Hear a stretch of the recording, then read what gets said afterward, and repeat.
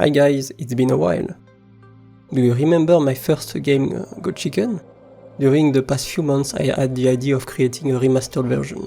I started working on it a few weeks ago, but ended up scrapping the project because of the amount of work. But recently, a Twitch viewer decided to play the game. I realized that I'm not happy entirely with the game.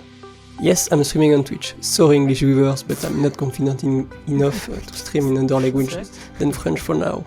See, I have trouble speaking. So I decided to go back to the project to fix all the mess I left in the game. First, let's talk about all the features I removed. Remember the locked skins? At the time of development, I thought this was a good idea to reward the people who helped me on the game, but after a few years now, I realized this system doesn't need to exist anymore. I had to also remove the nickname system because this feature only existed to prevent the players to share the files needed in order to unlock the special skins. Oh, that was a long sentence. The only skin that remains locked now is the golden one that you unlocked when completing the game. I also removed the game launcher since it's not that useful, and it was only available for Windows because of the libraries I used to create it. Speaking of Windows only, I decided to not provide support for Linux and Mac anymore. It's a waste of time according to the stats. The Windows build is the most downloaded. I don't know if you remember the speedrun timer in the game.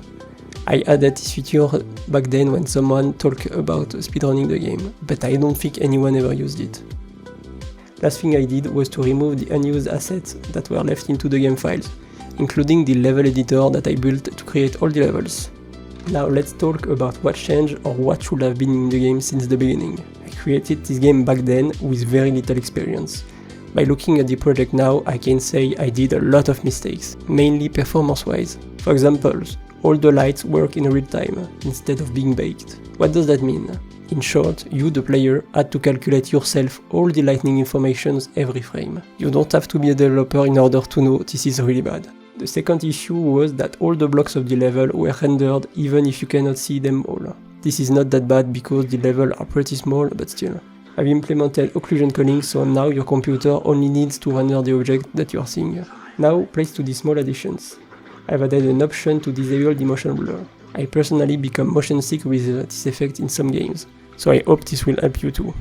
I also added an option to disable the screen shake. I can still remember a friend testing the game getting a nerd attack every time. I added translation to the discourage presence.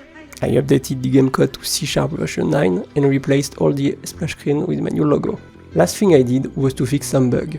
I knew since the beginning that the quick save feature broke the zombie AI sometimes, but never spent the time to fix it. This is now done.